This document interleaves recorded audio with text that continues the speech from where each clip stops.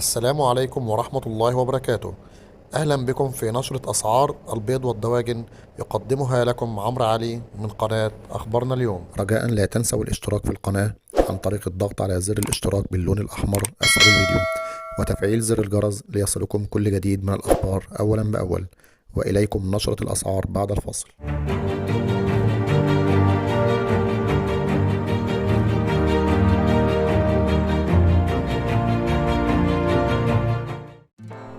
أهلا بكم.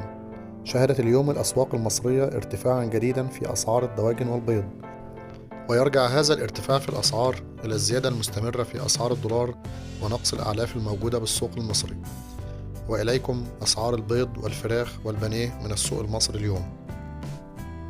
سعر كرتونة البيض الأحمر 89 جنيه. سعر كرتونة البيض الأبيض 86 جنيه. سعر الفراخ البيضة 62 جنيه. سعر الفراخ الأمهات 54 جنيه. سعر الفراخ البلدي 74 جنيه. سعر البط البلدي 82 جنيه. سعر البط المستورد 47 جنيه.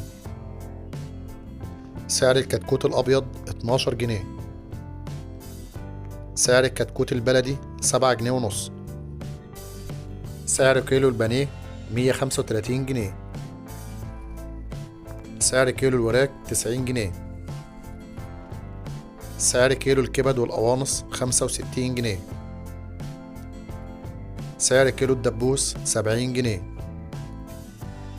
سعر كيلو الأجنحة 45 جنيه.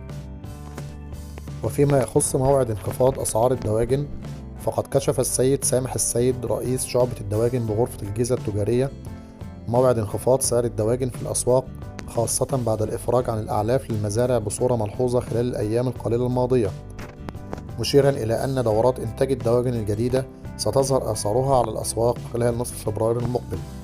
وأضاف في تصريحات خاصة أن دورة إنتاج الدواجن تتراوح ما بين 38 و 45 يوم، وظهور الإنتاج الجديد سيكون خلال شهر تقريبا، أي خلال منتصف فبراير 2023، لافتا إلى أن تحرك الأسعار نتيجة استمرار الطلب على الدواجن وحدوث بعض التراجع في المعروض.